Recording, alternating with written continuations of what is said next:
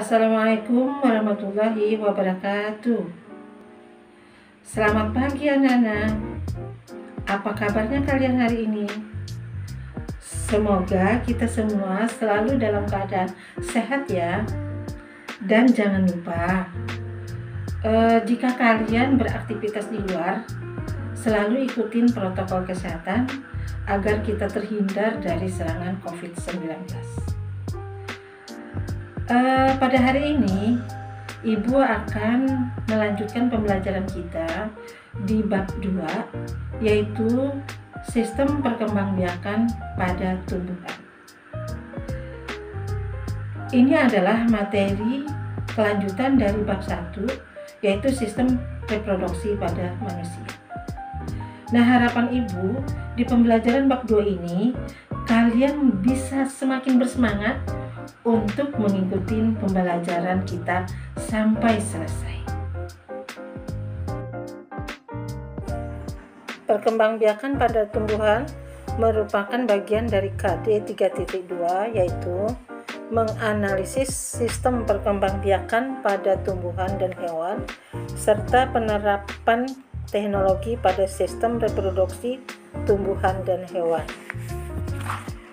Adapun tujuan pembelajaran ini yaitu siswa diharapkan dapat menjelaskan pengertian perkembangbiakan. Kedua, dapat menjelaskan pengertian perkembangbiakan vegetatif pada tumbuhan.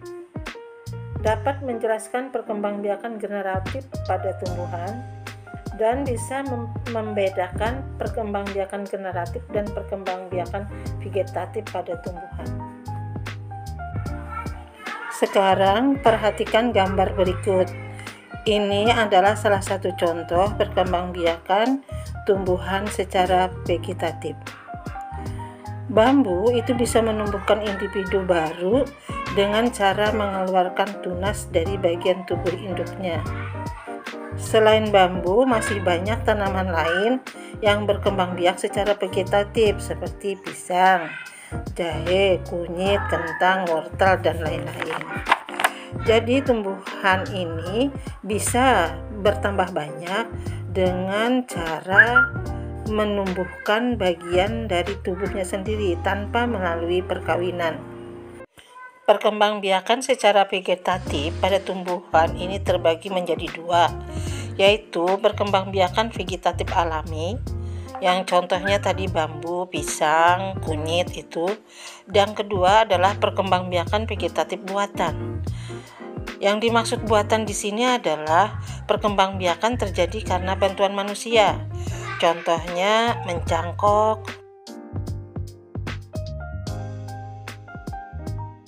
merunduk,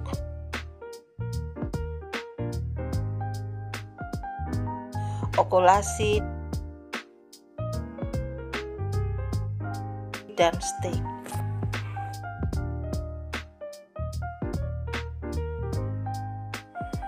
Setelah kita mempelajari perkembangbiakan secara vegetatif pada tumbuhan, selanjutnya Ibu akan menjelaskan tentang perkembangbiakan tumbuhan secara generatif. Nah, sekarang coba kalian perhatikan kembali gambar berikut. Nah, itu adalah bagian-bagian bunga yang merupakan alat perkembangbiakan pada tumbuhan generatif yang terdiri dari serbuk sari sebagai sel kelamin jantan dan kepala putih sebagai sel kelamin betina. Dengan adanya sel kelamin ini, tumbuhan akan melakukan perkawinan yang bertujuan untuk mendapatkan individu baru. Nah, sehingga perkembangbiakan secara generatif sering juga disebut dengan perkembangbiakan secara seksual atau perkembangbiakan secara kawin. Adapun contoh dari tumbuhan yang melakukan perkembangbiakan secara generatif itu seperti mangga, rambutan, padi, kacang, dan lain-lain.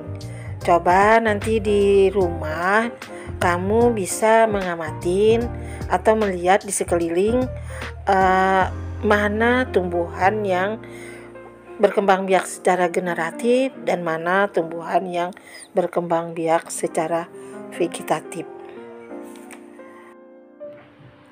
Dengan demikian dapat disimpulkan bahwa perkembangbiakan pada tumbuhan itu adalah suatu proses yang bertujuan untuk menambah jumlah individu baru, di mana perkembangbiakan pada tumbuhan itu dapat dibedakan menjadi dua bagian. Yang pertama, perkembangbiakan secara vegetatif, dan yang kedua adalah perkembangbiakan secara generatif.